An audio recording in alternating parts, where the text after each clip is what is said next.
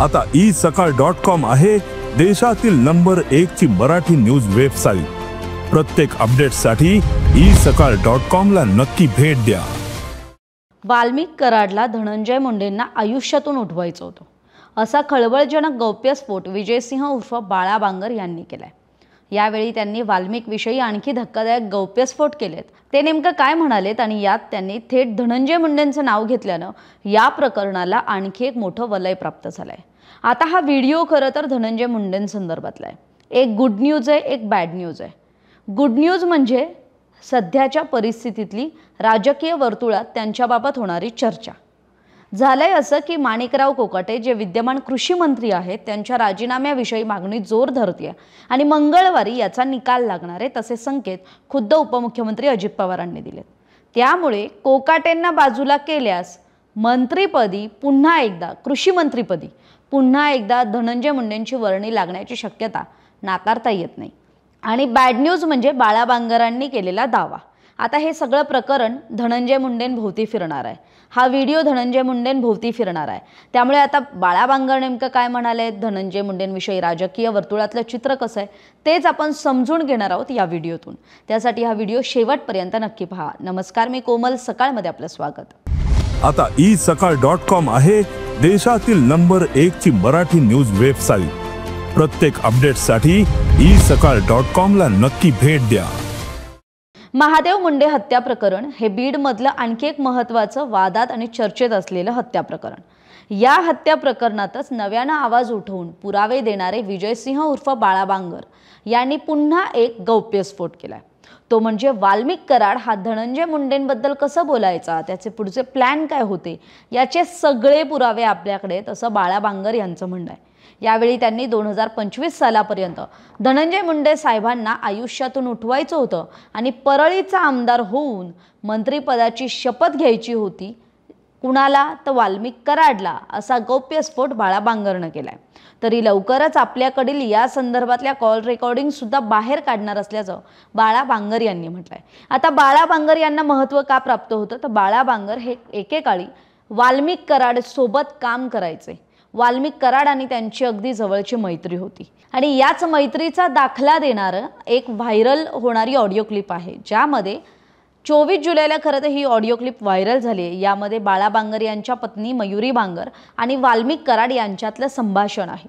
आता बाळा बांगर यांनी त्यावर ज्यावेळी त्यांना विचारणा करण्यात आली त्यावर भाष्य करताना अनेक महत्त्वाच्या गोष्टींचा खुलासा केलाय। ते म्हणतात, तुम्ही एक कॉल रेकॉर्डिंग बाहेर काढली आहे, मात्र याचा शेवट मी करणार, माझ्याकडे भरपूर डेटा आहे असं बाळा बांगर यांचं म्हणणं आहे। महादेव मुंडेंच्या मारेकऱ्यांवर गुन्हे दाखल करावेत यासाठी परळीतल्या रास्ता रोको आंदोलनात ते सहभागी झाले होते आणि त्यानंतर माध्यमांनी त्यांना याविषयी विचारणा केली। त्यावेळी खरं तर बांगर यांनी अनेक धक्कादायक वक्तव्य केली आहेत। आता यावेळी बाळा बांगर आणखी काय म्हणाले तर मला माझ्या पत्नीचा मावस भावामार्फत कॉल आला होता, त्या रेकॉर्डिंग आपण व्हायरल केल्या नाहीत असं पत्नीचं म्हणणं आहे।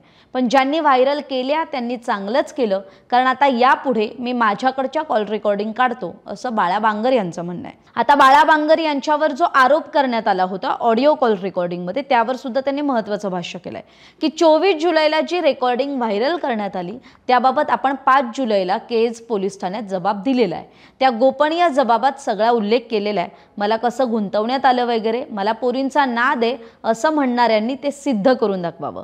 त्याच्यात ज्या महिलेचं नाव घेण्यात आलंय त्याविषयी मी जबाबात बोललोय। आमच्या चौघांनाही समोरासमोर बसवून SITनं आमची चौकशी करावी असं आव्हान सुद्धा बाळा बांगर यांनी दिलंय।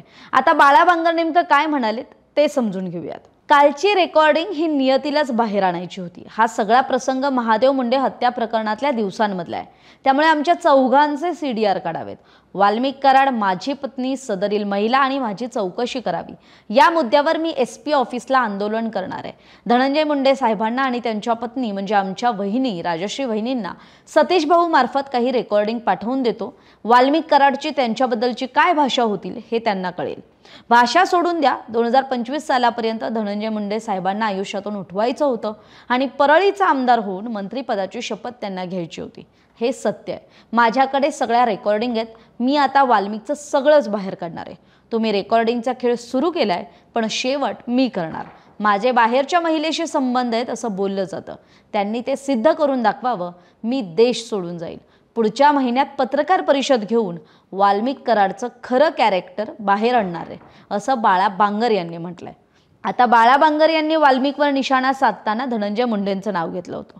खरं तर बाळा बांगर यांनी ज्या गोष्टीचा उल्लेख केलाय त्याविषयी काही महिन्यांपूर्वी निलंबित पोलीस अधिकारी रणजित कासलेनं सुद्धा हेच म्हटलं होतं की वाल्मिक कराड हा धनंजय मुंडेंना कसा एकूणच या प्रकरणात अडकवू पाहत होता.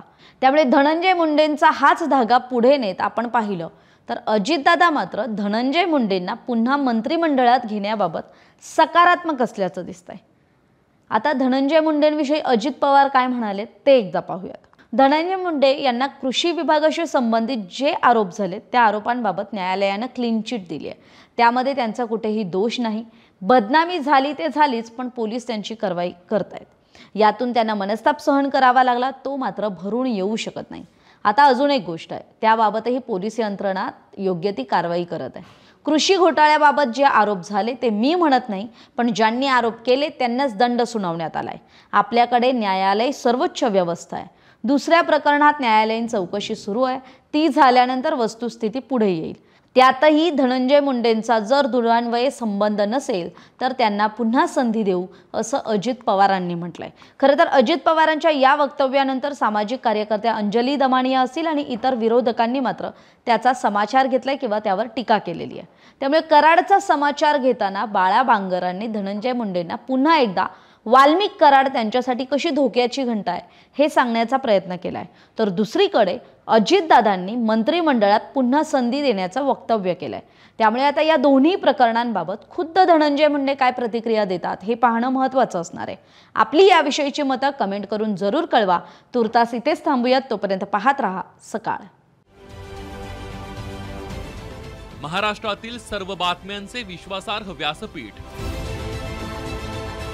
सकाळच्या सर्व सोशल मीडिया प्लॅटफॉर्मला लाईक, फॉलो आणि सबस्क्राईब करा. तसंच सर्व नोटिफिकेशनसाठी बेल आयकॉन प्रेस करायला विसरू नका.